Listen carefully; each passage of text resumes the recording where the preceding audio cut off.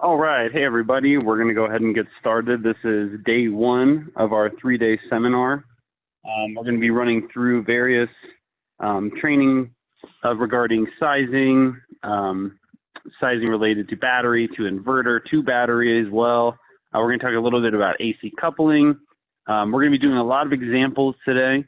So the polls will be open. You'll actually be able to play along with me and answer these questions, and we can see where there might be any knowledge gaps. So without further ado, I'm going to go ahead and get started. So just a quick brief timeline of SimpliPhi Power. In 2010, we were founded as OES Energy. This is the original name of the company. 2011 to 2010 or 12, residential, military, and emergency response, all these type of projects kind of coming together. It still is OES Energy, but really building on these projects and working on our technology and expanding our product lines. 2013 to 14, even more product line expansion, actually building out all-in-one products. 2015 to 2016, we actually relaunched as SimpliPhi Power. And then from there on, 2017 till about now, we've been continuing to build out our product lines, build on our current product offerings through R&D, and ramp up our manufacturing to meet demands.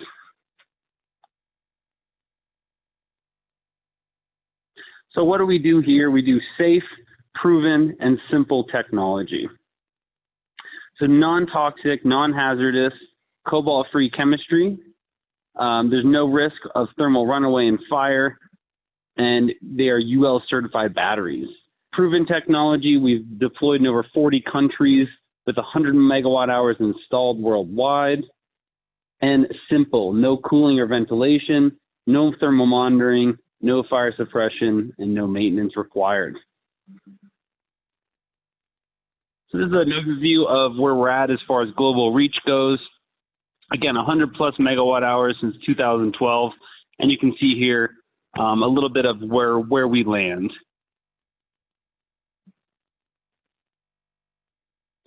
As far as applications go, wide variety of applications, everything from commercial, industrial, to residential, emergency preparedness and response, off-grid, and microgrid power security. These are just some of the applications we reach, but there's tons more as far as what we actually can do with our batteries and basically fit every niche market that you might. Okay, so again, this presentation is more related to some practice with sizing, installation techniques, things like that. So really, this is going to be a very brief overview, and then we're going to go right back into these, various exercises. So if you're looking for a little bit more as far as company overview and things like that, definitely check out some of my other presentations. They can be great resources into understanding exactly what we do here at SimpliPhi Power and what our main product offerings are. So as far as lithium-ion chemistry goes, I think this term tends to have a bit of a understanding that's lacking a little bit. People tend to think of lithium-ion as a whole with fire and chance of catching on fire. And really, when it comes to lithium-ion, there's tons of different types of lithium-ion chemistries, and the ones that they are concerned about for thermal runaway is related to cobalt-based lithium batteries. When it comes to lithium iron phosphate, what we use, there's no danger of thermal runaway, non-toxic, landfill safe, no ventilation requirements, and because of this lack of thermal runaway, we do not require cooling systems or safety monitoring equipment. And we're actually able to withstand higher temperatures. So once we've picked our chemistry that we want to use, in this case, lithium iron phosphate is what we stick with, we need a form factor that can house that chemistry. These are some of the most common form factors used in building out batteries. Cylindrical, think basically AA battery. Pouch cell, these are really common in cell phones and laptops. And prismatic are kind of these bigger, larger, blockier cells. So I've kind of given it away already. Oh, I thought I had a slide there. We use a cylindrical form factor with a lithium iron phosphate chemistry. This is what we have found to be the most effective in terms of cycle life, safety, and just showing the greatest efficiency out of our batteries. Okay, so let's do a little bit regarding battery sizing, and we can jump right into some exercises. First and foremost, our 2.9 and 3.8 is really what we'll be working with today. These are our main batteries. These come in both 24 and 48 volt. These are parallel connection only. They are modular and designed to be scalable. Oftentimes I see these use drop-in lead acid replacements for a really easy drop-in. 24 and 48, as I mentioned. Each of them come with an integrated battery management system and even an integrated circuit breaker for protection purposes and ease of installation. Okay, so some numbers to keep in mind. And we'll kind of go through the math and you'll be able to see this a little bit differently. Whether we're talking in amps today or kilowatts, just, keep in mind it's all the same. We're just doing conversions based on what's really easiest for the equation. So C/2 charging, and really we can think of, we're going to talk mostly about charging and really just battery sizing today is related to load and various, sizing considerations. But do keep in mind the batteries have a max charge and actually a max discharge of C/2. That means that its total capacity can be charged or discharged in a 2-hour window. And that is added on when you add more batteries. So the more batteries you have, the higher that number is. So the 2.9 has a 28 amps DC max continuous discharge and charge, and the 3.8 has 37 amps DC max continuous discharge and charge.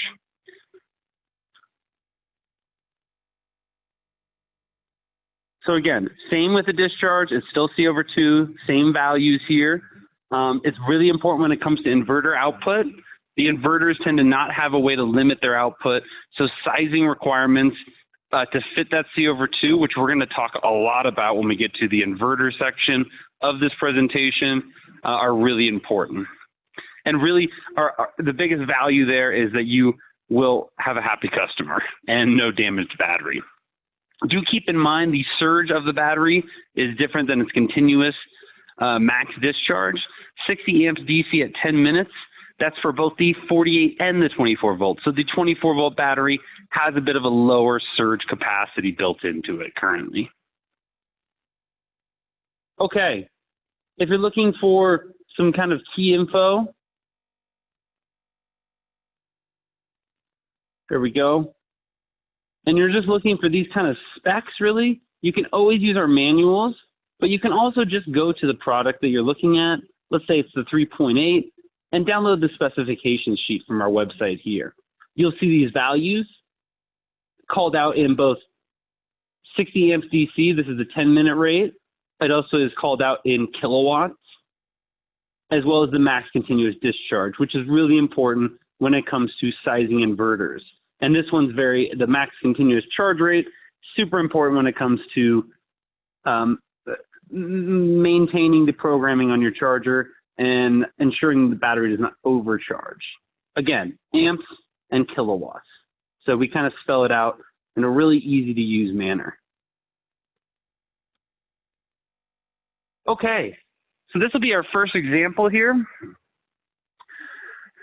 So 20 kilowatt hours per day, we're going to assume that this situation is off-grid. Now, as far as depth of discharge goes, you're often going to use one depth of discharge over the other based on what you're using the battery for.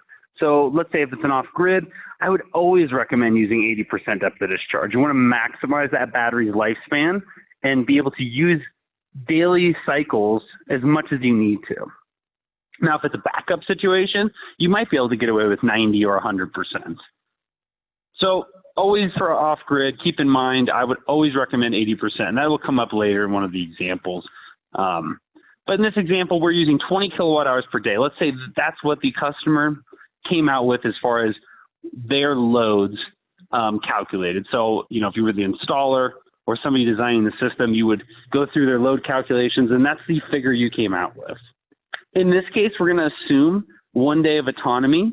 You know, we have excess PV. We probably don't need, you know, even if we size the battery for that 20 kilowatt hours per day plus the PV, we probably have extra as it is. So we don't need to worry too much about autonomy here.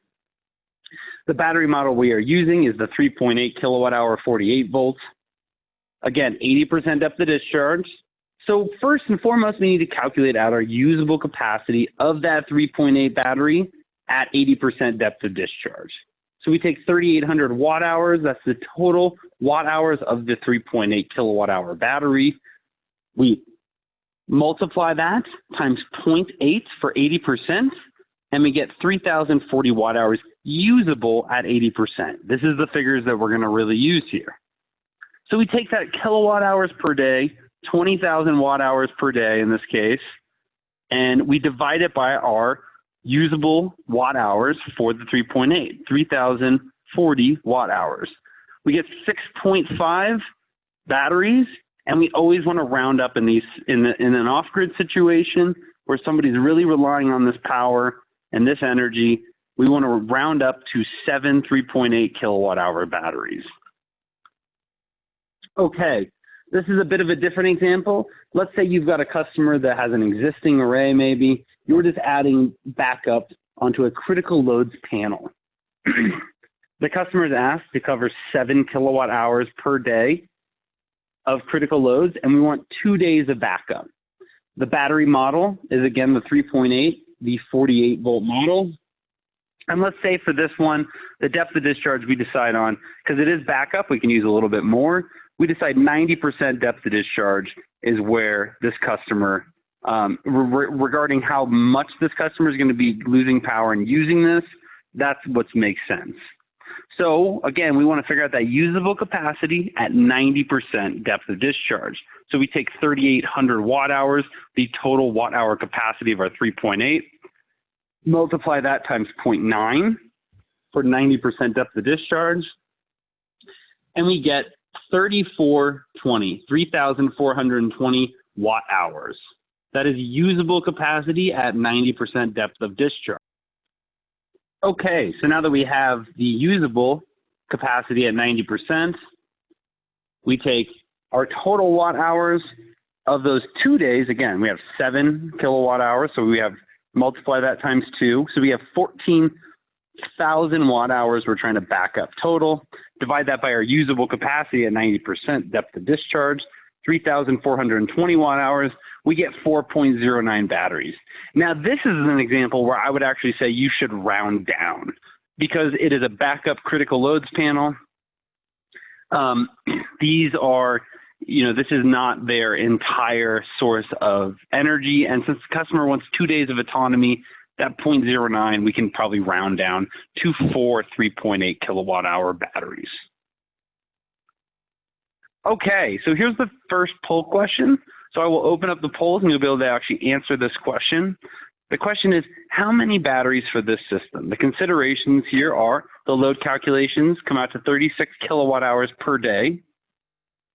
80% depth of discharge, this is an off-grid situation.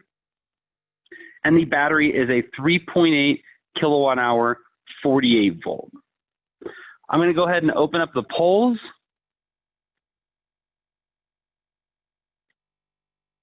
And now everyone can go ahead and answer the question. Give it a couple minutes here.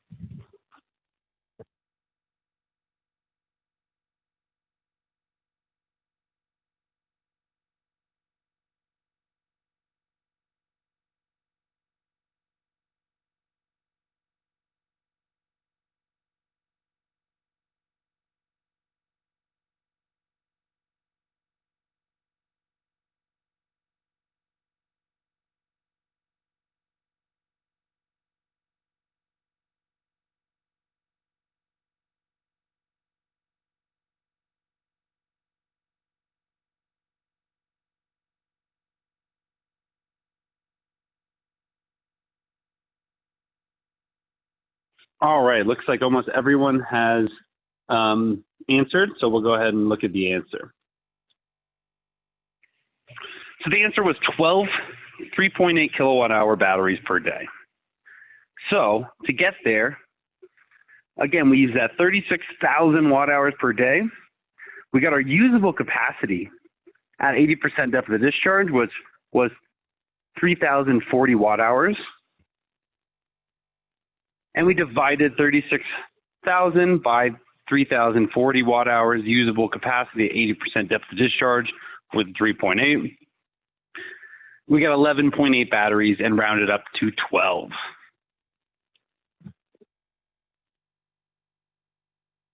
Okay, another one of those very similar questions.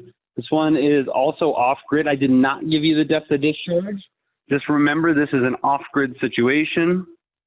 The considerations are 9 kilowatt hours per day, and the battery model this time is the 2.9 kilowatt hour 48 volt SimpliPhi battery. All right, I'm going to put a couple minutes on the clock here, and we'll open the polls now.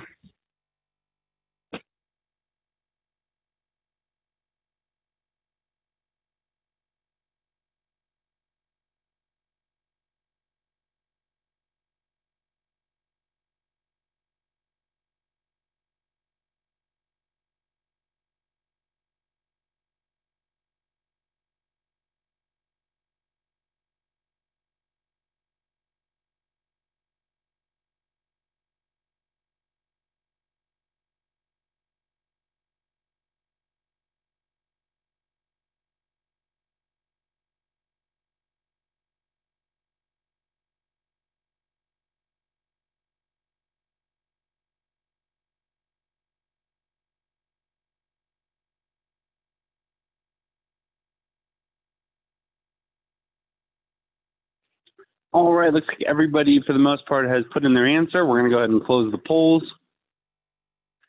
So the answer was 4.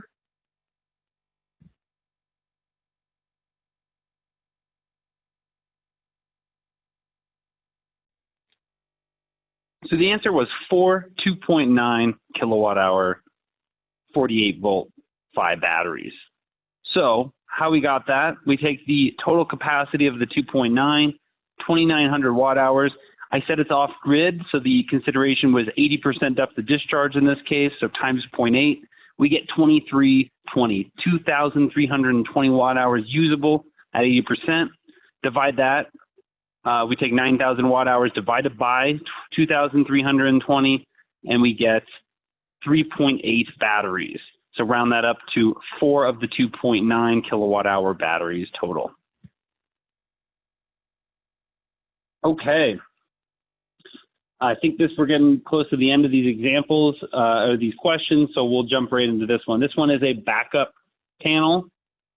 We have 5 kilowatt hours per day. They want 3 days of autonomy in this case. The battery model is the 3.8 48 volt, and the depth of discharge we're going to use is 100%.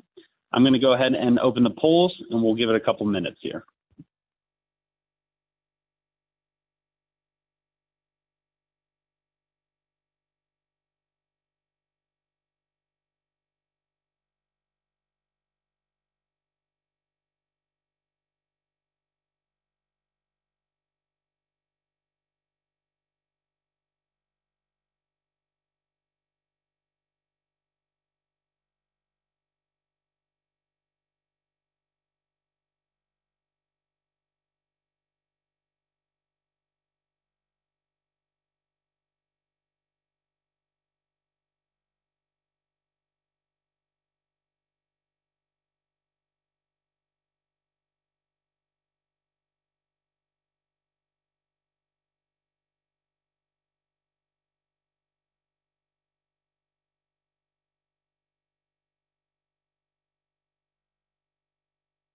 Okay, let's take a look at what the answer was. So the answer was 4 3.8 kilowatt hour batteries. Let's take a look at how we got there. We knew our usable capacity was, or depth of discharge in this case was 100%. So we don't even need to worry. It is 3,800 watt hours because we can use the full battery's capacity. We take 15,000 watt hours because it was 5 times 3 and we get 3.9 batteries, rounded up to 4 of the 3.8 kilowatt hour batteries. Okay, we've got a little bit of lead acid replacement, and then we're going to wrap up with some of the tools that we have on our website that can make life really easy and be a huge benefit to get things done as far as sizing, checking your math, and really just helping out a customer in figuring out the exact amount of batteries they need for a lead acid replacement or for just a basic system that you're starting out from scratch with. So in this example for lead acid replacement, we're going to do the math out. We're going to do the math here before I show you any of those tools. So let's say we have a 1,000 amp hour 48 volt lead acid battery bank, and we want to replace it with our 3.8 kilowatt hour 48 volt battery. So just do note that I'm not using any sort of losses for efficiency or temperature compensation regarding the lead acid.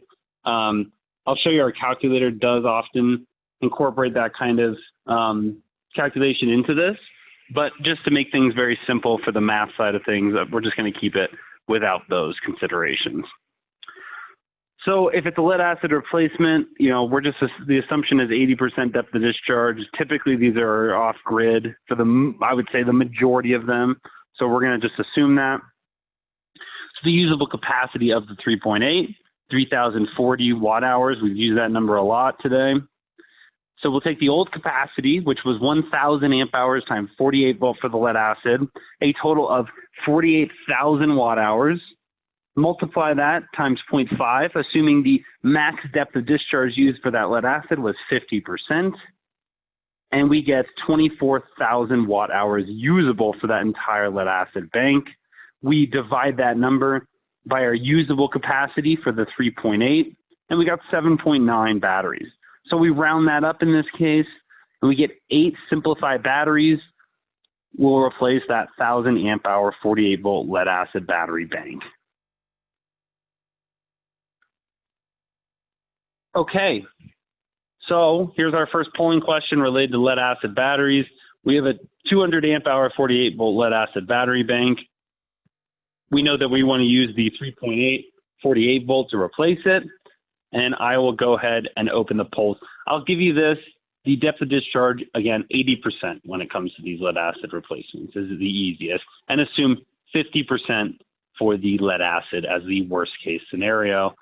I say that a little offhand, but worst case scenario, the best case in the lead acid world that they could use. Okay, I'm going to go ahead and open the polls up.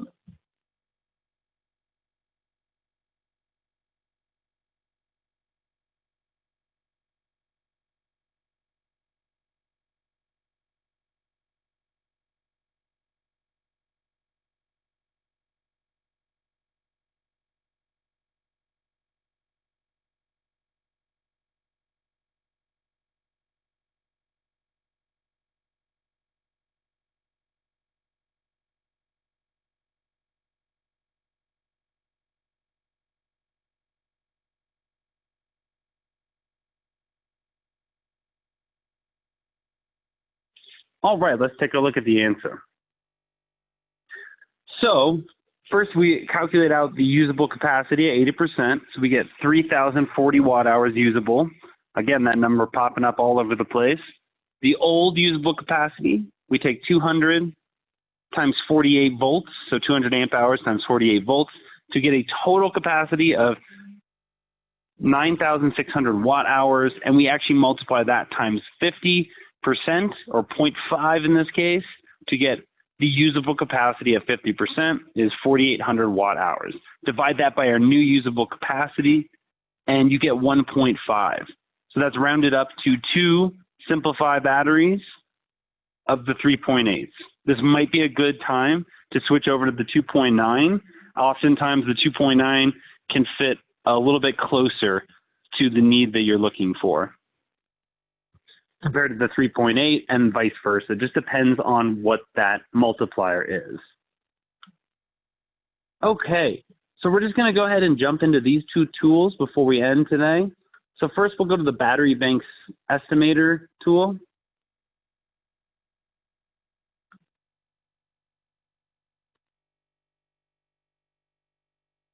So we'll see here, this is a tool related to basically, let's say you've got your total usable capacity per day. Let's say, and it's really in tune now, we could actually say, let's say it's DC coupled. We're using a 48-volt battery. And we know we want to use a 3.8 battery.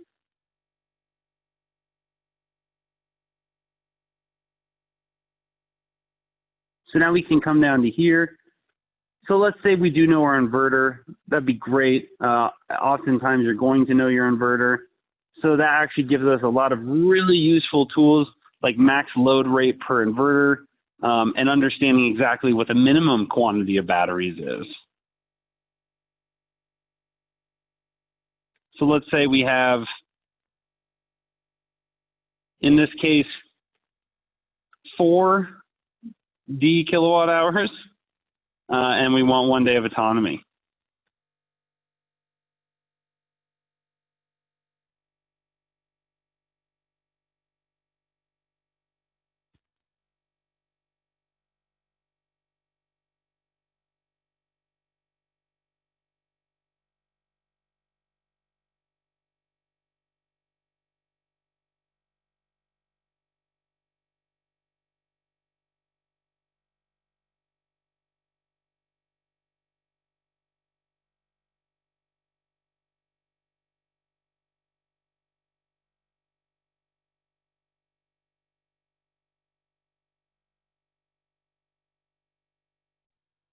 Sorry, there it looks like the audio jumped out a little bit there. So again, we were calculating out the usable or the batteries that we want for this system. We can say the charge controller model as well. Let's say since we're using the Schneider, we're going to use a 600-volt charge controller. There's one of those. As you can see, this is really extensive. It's going to give you quantity of batteries recommended to meet the power and energy requirements. It's even going to give you it in kilowatt hours and amp hours, usable capacity to 80% depth of discharge, and some super cool, really useful tools when it comes to why you would use this. It's going to save you a lot of time. It's going to give the customer all the information they want, and it really is it's a tool designed for the installers to make life as easy as possible and as accurate as possible when sizing these systems. Okay. Let's hop back into the presentation. I've got one more tool to show you. That would be our lead acid battery bank replacement tool. One of my favorites. You can actually type in, so how many of the lead acids, let's say we have 24 2-volt cells at 300, let's say 350 amp hours, just give it an odd number there. And we know that the lead acid battery bank in this case was using 50% depth of discharge. And we want to use our PHI 3.8 48 volts. It actually does the rounding for you. Cool thing is you can play around here. You can say maybe I want to use the 2.9 instead to get a little closer. And it's it's just the most helpful tool to really get an idea of exactly which batteries you can use to replace this lead acid and the exact quantity, as well as these values like amp hours and even showing different depths of discharge and understanding that way. So really helpful tools. I recommend everybody uses them as much as possible. We design them for our installers to be able to jump on very quickly, get the numbers that they need. They can, you can always check your math. Really what I wanted to do today is show how the math works out, but just knowing that we also have these tools available. I wanted to thank everybody for joining today. This will be part 1 again of 3-part training. So tomorrow and the next day we'll be jumping through inverter sizing, AC coupling considerations, wiring, and programming to finish it off. Thank you, everybody, and have a great day.